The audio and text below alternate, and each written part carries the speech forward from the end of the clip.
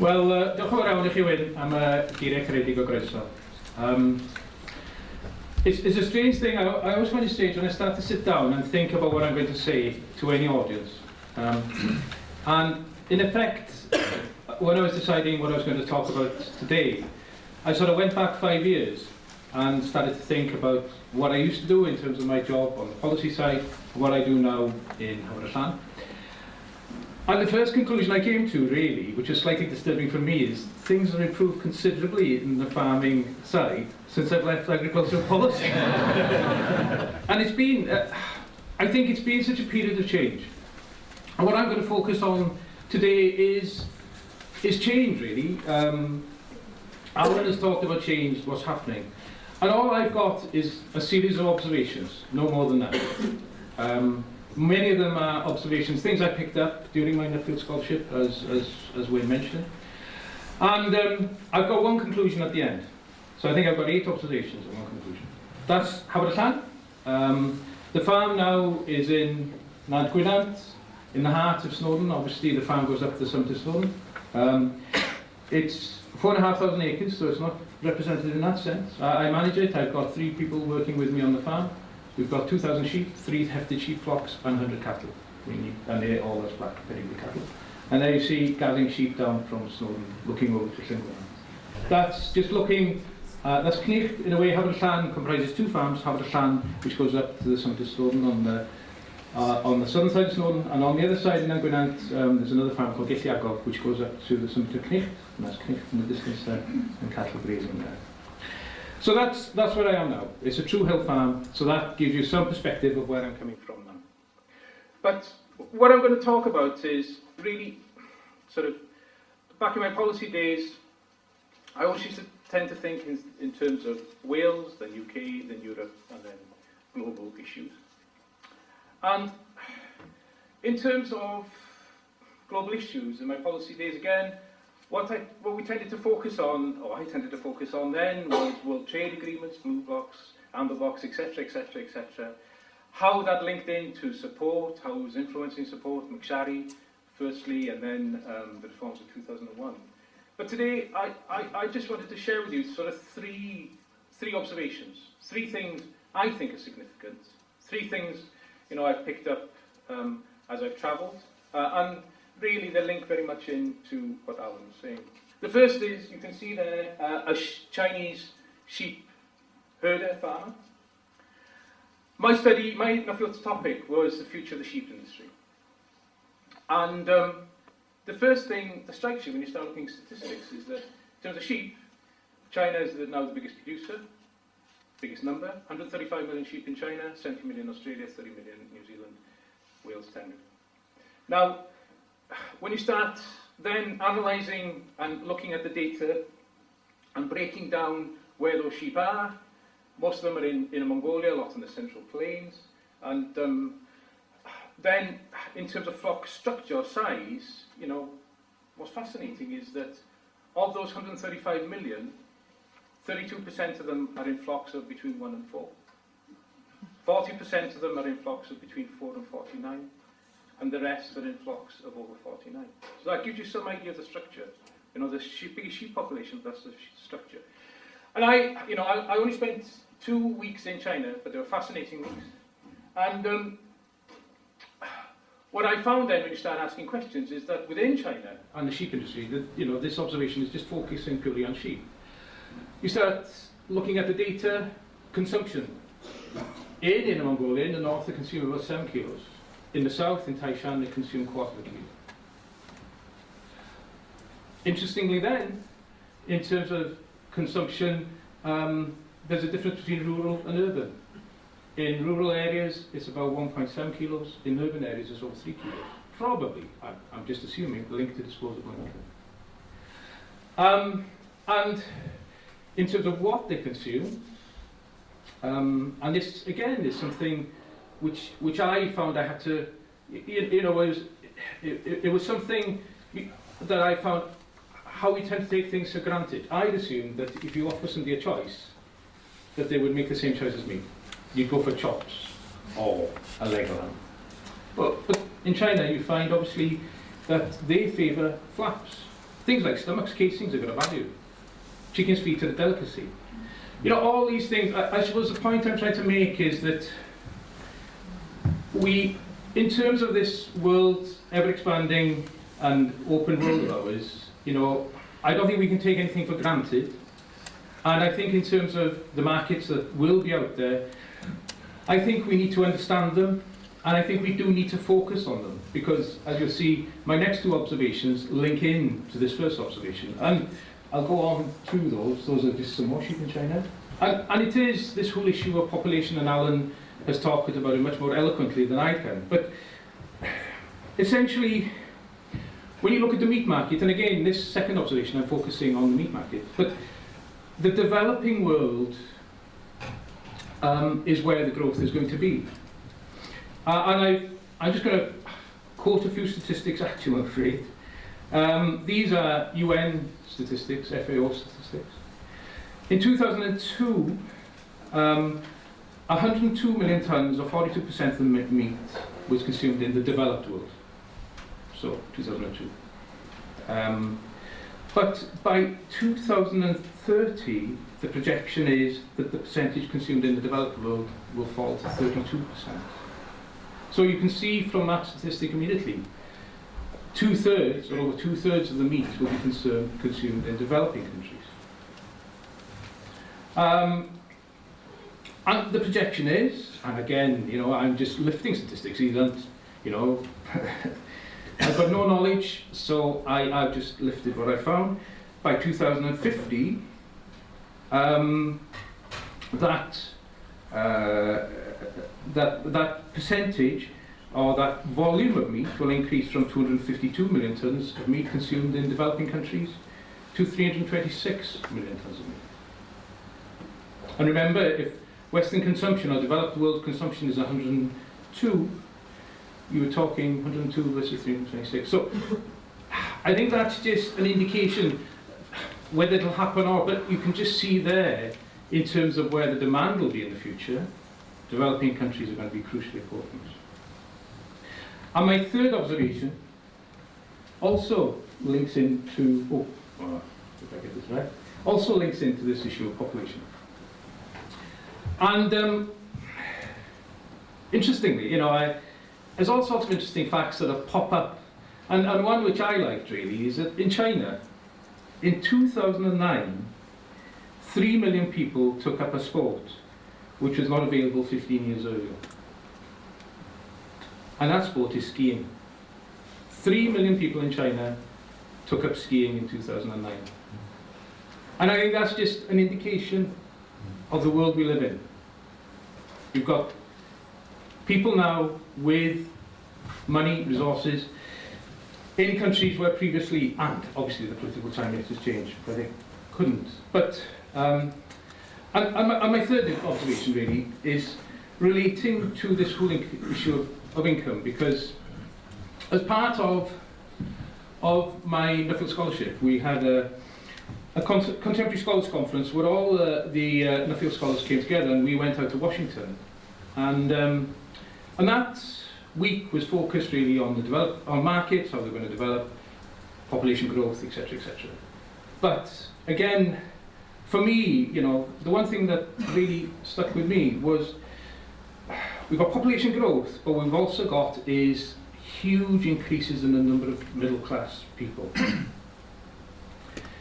And again, when I try to understand this better and look at the definitions of middle class, it's sort of so complicated. But one rule of some use is that, you know, once you become middle class, a third of your income is available to do things other than just eat and have shelter.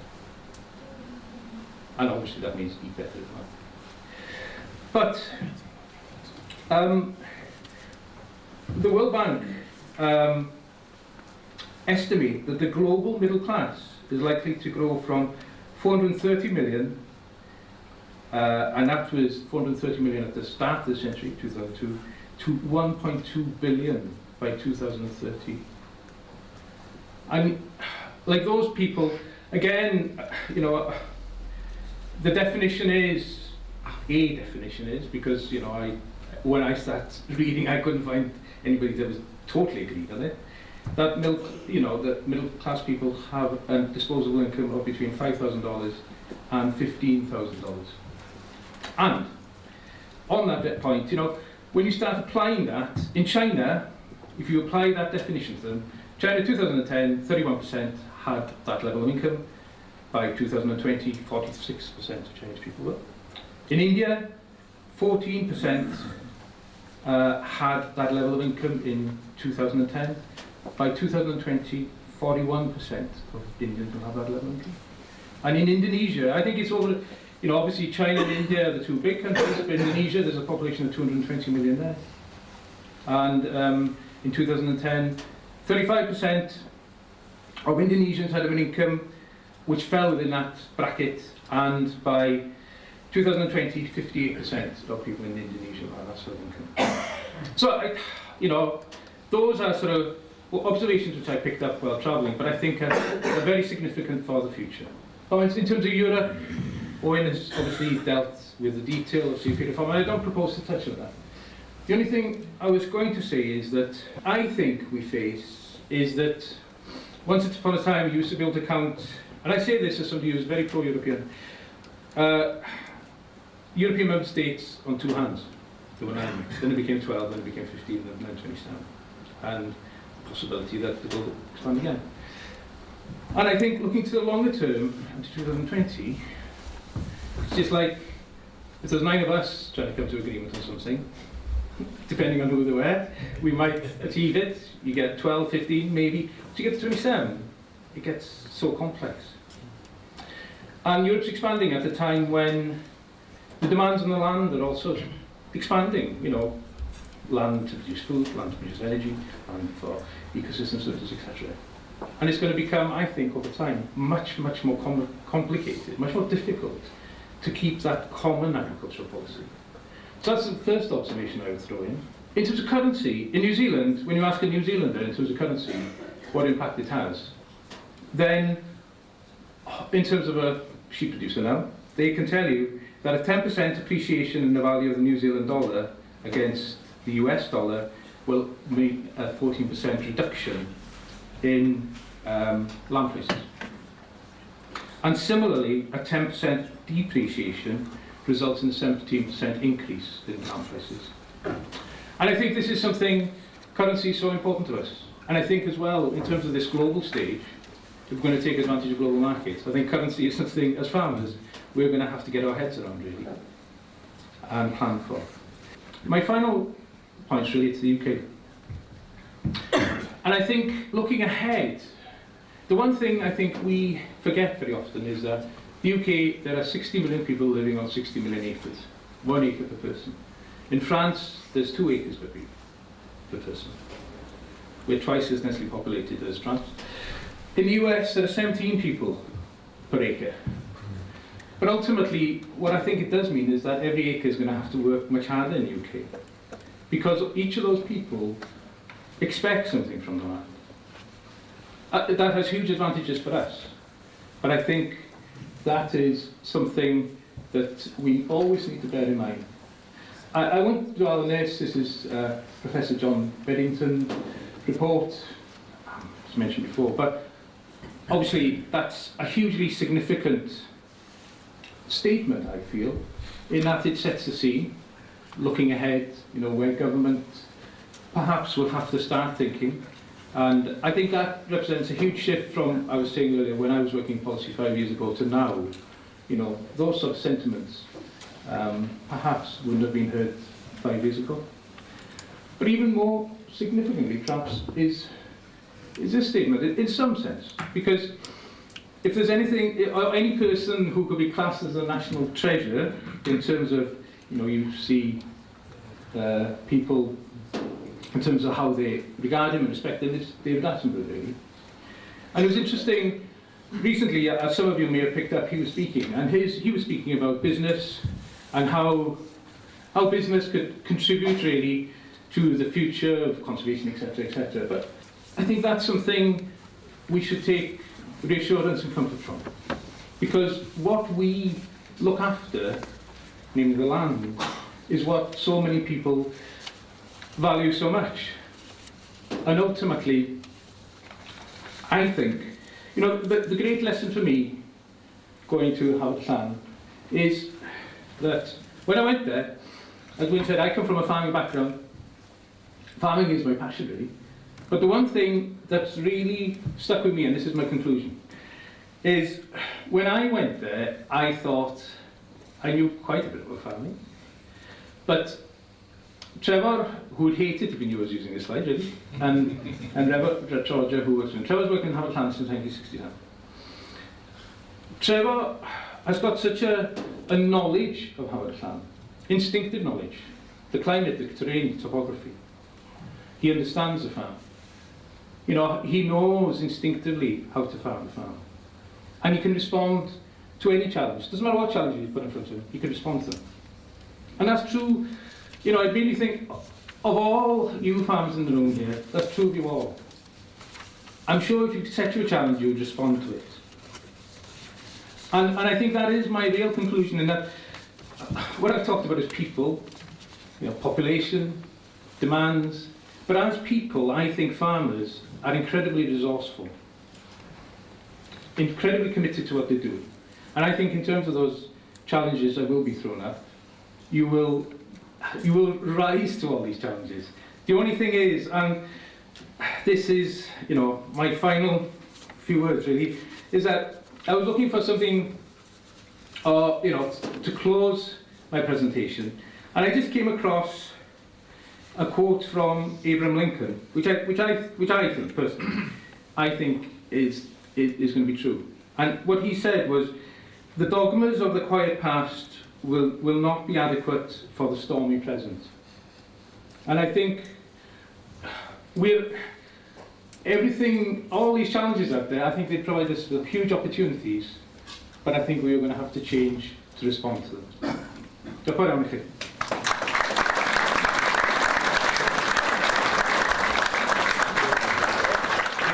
If I could start, certainly with both of you, you do paint an opportunity of challenges out there on a global situation. How do we respond in the UK? Do we then try and reach very affluent markets with high value products, or do we go for the commodity basis? I'm mindful as well of Alan's point that we may be held back with technology as well, and others might take us over. How do we really take those opportunities on a global scale? First of all, don't try and respond as the UK, respond as Wales, and better still, even within that, you've got to get together.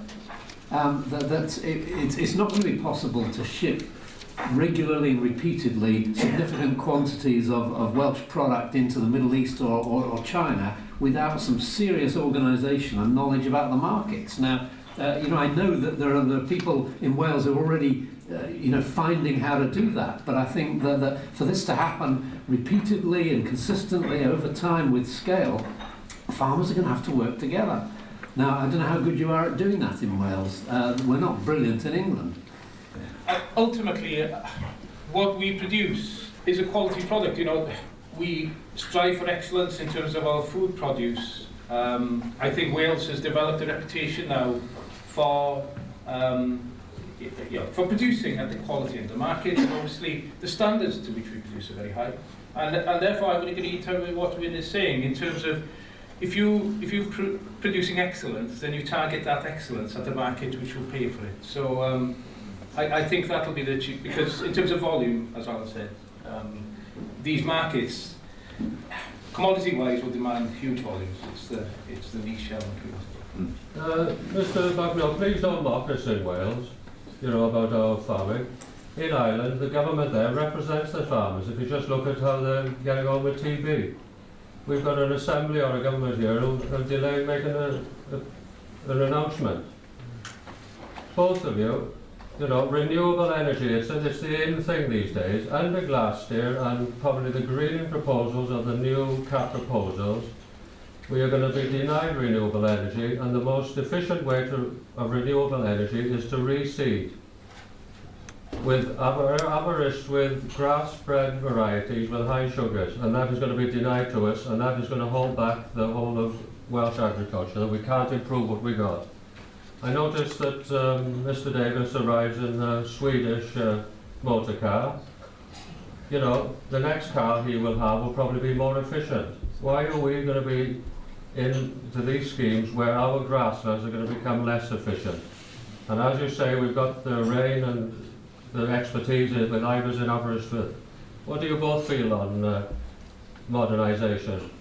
I've not been to anywhere in Europe where they didn't feel that their government didn't love and understand them, and that somebody else's government loved and understood them better. In Britain, we constantly think that we're the only part of Europe that respects any environmental rules. Go to Denmark and go and talk to some Danish farmers, and you'll know what environmental rules are really like. I certainly wasn't seeking to mock. I mean, to be honest, my impression is that there's a closer and a better and a more constructive relationship between the Welsh Assembly Government, agriculture and farmers than there is between DEFRA and English farmers. That's, I'm just telling you, that's how it feels when I come here compared to when I sit in London. But the point is that our governments are there to be worked with, and they're there to represent us and to see our interests, and so it's up to us to find the language and the personalities to work our way through that and try to get what we want. So I certainly wasn't intending to mock there. Your point about greening, I don't fully understand the issues, except I suspect you're talking about the permanent pasture definition, and I'm absolutely 100% with you here. That this is where, I mean, I've sympathy with the Commission, and on the concept of greening is keep it simple and get every farmer in Europe to just up their environmental game a bit more from where they are without imposing massively complicated, 6-volume instruction books on how to do it. That's their aim, and Owen laid that out very clearly. And I've sympathy with the Commission that almost every criticism that's come from both environmental organisations and from farmers, if you took them at face value, would make that much more complicated. And yet, the Commission have got every right to say, but I thought you wanted simplification. And that this is the genuinely difficult thing. Do we have a definition of permanent pasture which can apply to all types of pasture management across all of the biological and climatic zones of Europe, written in 2 lines in a regulation, or do we give discretion to member states to refine that definition according to their farming practices and conditions?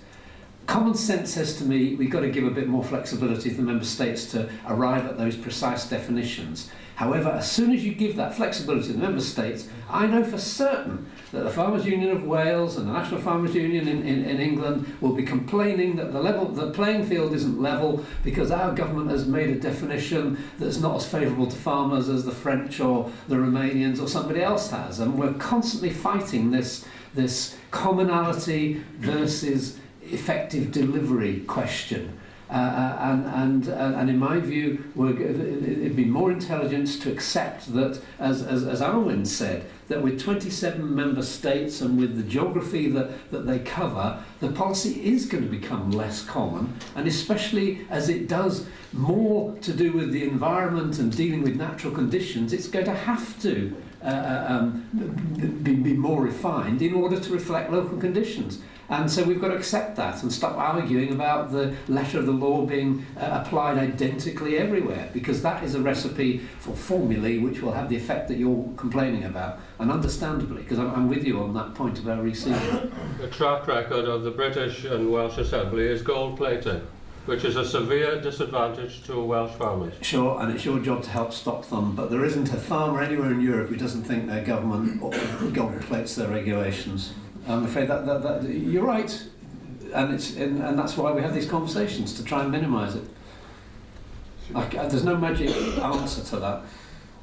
A quick question for Arwyn to start, and then for both of you. You mentioned that chicken's feet are a delicacy in China. I just wondered which part of the sheep are they getting that from?